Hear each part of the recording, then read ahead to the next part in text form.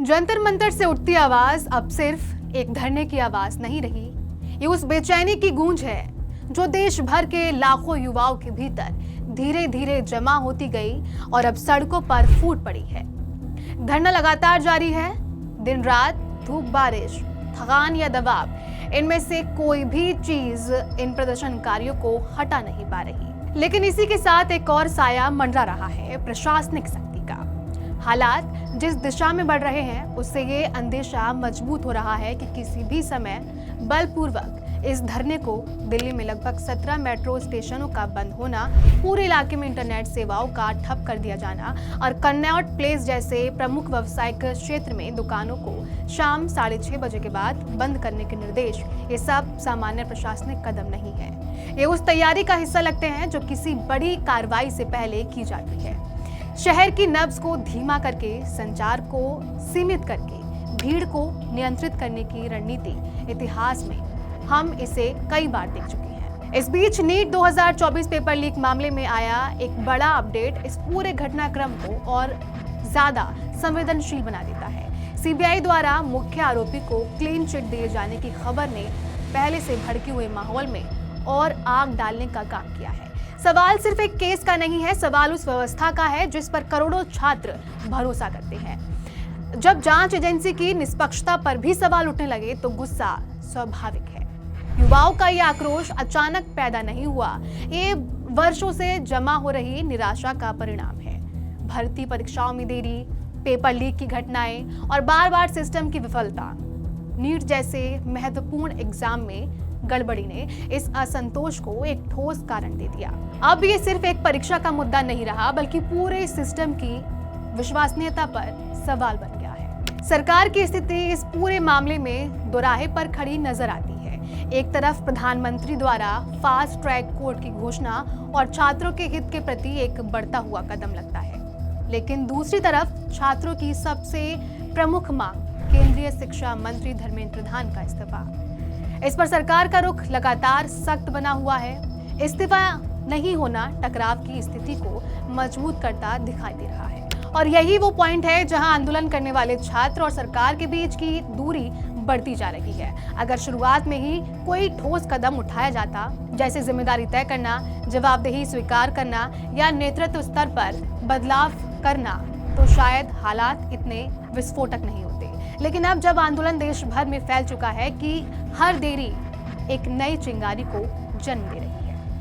पटना, जयपुर, अहमदाबाद, नागपुर, लखनऊ, भोपाल शहरों की सूची लंबी होती जा रही है। खास बात यह है कि ये प्रदर्शन कहीं से मैनेज या ऑर्गेनाइज नहीं लगते। लोग खुद सड़कों पर उतर रहे हैं, मशाल जुलूस निकाल रहे हैं, नारे लगा रहे हैं और ये सब एक सामूहिक सहमति से जुड़ा हुआ है। नागपुर जैसे शहर जिसे आरएसएस का गढ़ माना जाता है, वहां भी विरोध प्रदर्शन की आवाज उठना यह दिखाता है कि मुद्दा किसी एक राजनीतिक विचारधारा तक सीमित नहीं है।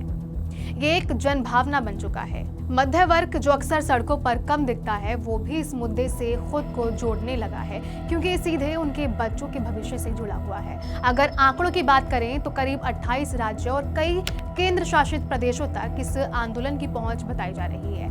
300 से अधिक शहरों में प्रदर्शन हो रहे हैं। छोटे कस्बों में भी सैकड़ों हजारों की संख्या में युवा सड़कों पर उतर आए हैं। ये सिर्फ संख्या नहीं है, ये उस व्यापक असंतोष का प्रमाण है जिसे अब नजरअंदाज करना मुश्किल होता जा रहा है। संसद के भीतर भी इस मुद्दे की गूंज साफ सुनाई दे रही है। सत्ता पक्ष और विपक्ष के बीच टकराव अपने चरम पर है। विपक्ष की मांग है पहले इस्तीफा फिर चर्चा।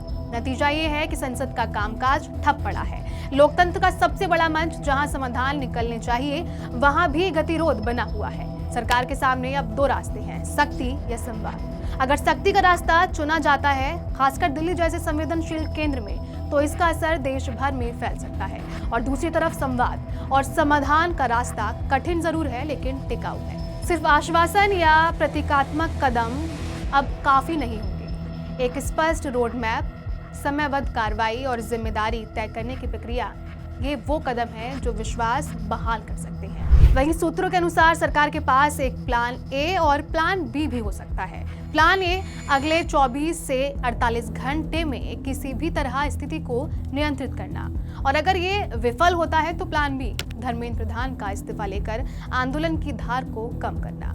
लेकिन ये समझना जरूरी है कि अब ये आंदोलन किसी एक मांग तक सीमित नहीं रहा। एक इस्तीफा शायद गुस्से को कुछ समय के लिए शांत कर दे, लेकिन मूल समस्या का समाधान नहीं करेगा। इतिहास गवाह है कि राष्ट्रव्यापी आंदोलन शब्द जितना आसान लगता है उतना होता नहीं है। जेपी आंदोलन, जिसने इंदिरा गांधी की सत्ता को चुनौती दी थी, वो भी हर कोने तक नहीं पहुंच पाया था। लेकिन आज का परिदृश्य अलग है।